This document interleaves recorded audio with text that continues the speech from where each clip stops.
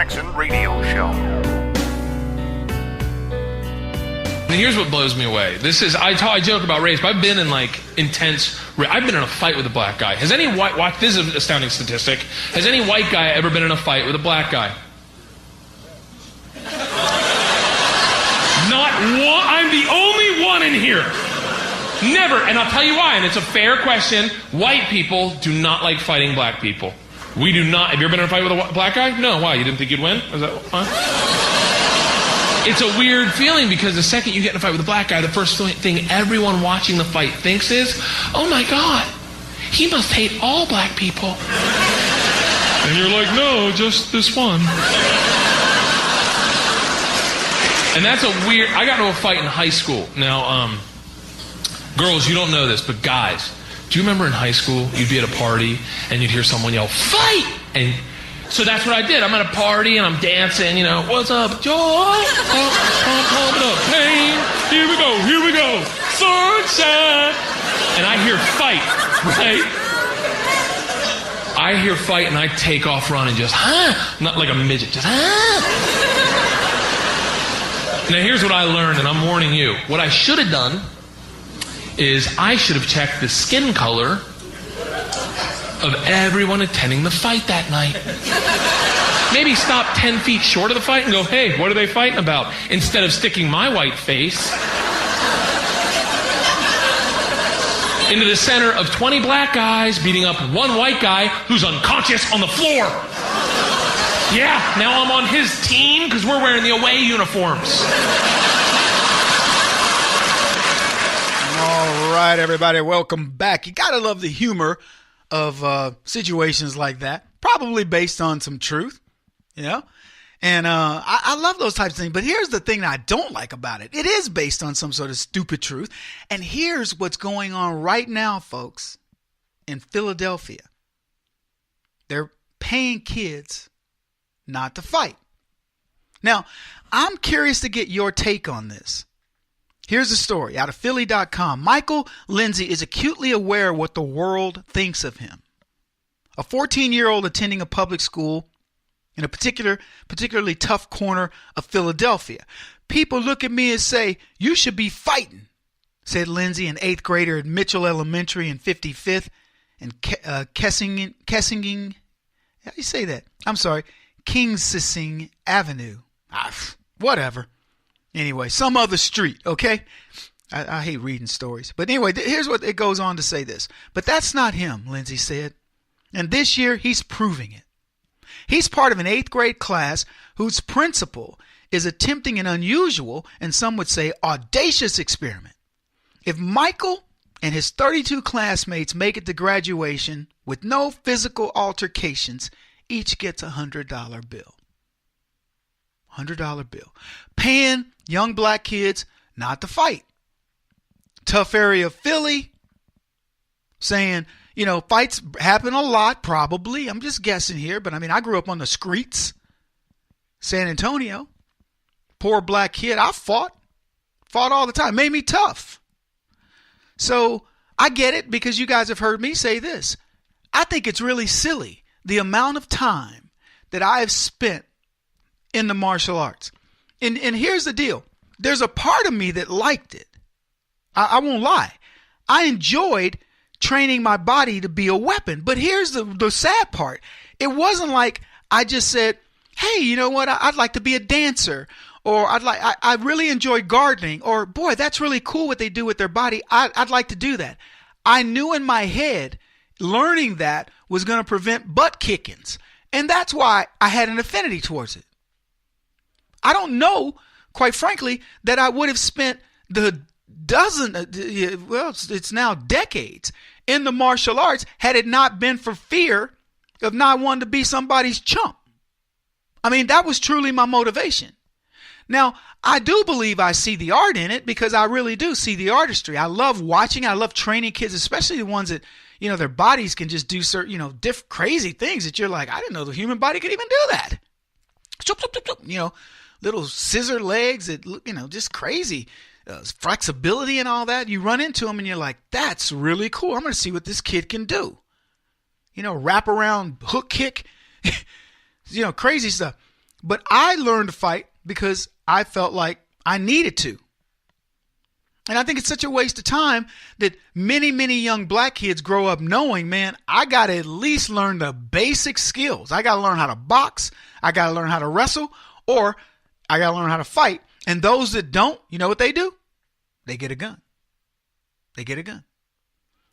See, if I had learned what my white friends learned a long time ago, they all carried guns. That's it. They carried guns. You mess with me, they go, look, it's not like I can fight. I mean, I don't really want to fight you, but I mean, I am loaded here. I got my gun. And yeah, okay, got it. But you know what's cool about my era? Even if somebody had a gun, if y'all had a beef, you fought it out. Nobody got shot. Anyway, they got to pay these kids. They don't have to, but they're going to. So they said the Mitchell 8th graders' streak of peaceful days hit 70. No small feat for students surrounded by people responding to problems with fist and worse. Even in the nation's poorest big city, the school's hard luck Southwest Philadelphia neighborhood, Kingsing or whatever sticks out. Somebody from Philly, if you know how I'm supposed to pronounce this, tell me. 844-551-8255. My oldest son went to Wharton. He's a graduate of Wharton, but I guess he never went to that area. Anyway, they said this: 81% of Mitchell students live below the poverty line. 81%. Some are homeless, many are hungry, and some are essentially raising themselves. That area of Philly is also the city's one of the most violent corners, police data shows. And they say the school hasn't been spared. By this point in the 2015-16 school year, nearly a quarter of its 8th graders had been suspended at least once. And on a 1 to 100 school district measure of academics, climate, and growth, Mitchell has just scored a 3. It's a 3 out of 100. Why is it? This isn't a school. It's a penitentiary. That's what it is. By the way, have you guys noticed something about schools these days? Now, I'm about to date myself. I never remember, somebody help me here. You can just contact us at kjradio.com. No gates, no fence on my schools. Any of them. I can't remember any. My high school campus, Marine Military Academy, you could walk on and off campus all day. You had to jump a moat. There was a canal. We called it the canal. But you could walk right off campus. And the moat didn't circle the whole thing, so there were places you could get off campus. We had a fence where you couldn't get to the airport because we bordered the, an airfield. I forget, but they used to do the, what do they call it, air shows by that field. But that was the only fenced area. And that wasn't for us. That was to keep us off that property. But we had that. Not my junior high, not my elementary school, none of them had a fence. Not one. And now you go by any school, fenced. All of them fenced. Just something interesting. A lot of fights. A 3 out of 100. They said, but on both counts, the school has made significant gains under the watch of Principal Stephanie Andrulevich. The $100 incentive was her idea, a way to promote peace, not just for the older students, but for the whole school. So I'm guessing the 8th graders are the big boys on campus. Yeah, it's probably a middle school. Here's what she says. I wanted to challenge them to be what their families see in them and what we know they are, she said, pausing in the hallway last month to hug a student who rushed at her with a big smile. They have a choice: to become the violence they see in the day-to-day lives, or to be peaceful models for our school and our community. See, I believe in these kids too. I don't know whether this idea is good necessarily. If it works, it's good, right?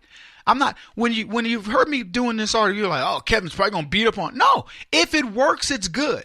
I don't believe in incentivizing people, for negative, like, don't steal and then I'll give you some money. You shouldn't steal anyway. But sometimes, you know what? The way that the reverse logic of leftism is, it could work. It obviously is right now. Now, here's the other thing. They won't give us all the details. They aren't going to let us know everything about it. But we'll see. We'll see if it works. But she says, Harvard did a study that said that these financial rewards, when offered by educators, are most effective for things that children can control, like doing homework or reading books. They said these incentives can make a difference in school. But, is it long term? I don't know. It's kind of like that thing in LA where they're saying, if you are a bad kid and you don't do anything bad, we'll send you to Hawaii. Well, the good kids do nothing bad and they get no reward. See, I don't think that's fair. I think that there are kids that are not going to fight in that school. Period. Now, here's the deal. She's offering it to the entire 30 whatever number of 8th graders. So it's going to cost somebody $3,000 and change. Well, I hope it works for them. Seriously, sincerely I do. Couldn't hurt. But I'm going to go beat somebody up. Back in a bit. Kevin Jackson on the Black Sphere Radio Network. Do you owe back taxes to the IRS or state? The secret to avoiding the IRS nightmare is to seek professional representation. My friends at Security Tax Associates provide the most cost-effective and ethical representation in the industry while helping to avoid seizures, levies, and wage garnishments. Security Tax Associates is here to ensure that the appropriate steps are taken to permanently eliminate any possibility of future tax burdens once and for all. For a free, no-obligation consultation, contact Security Tax Associates, 844-779-4177. That's 844-779-4177. 844-779-4177. Or visit them at securitytaxassociates.com.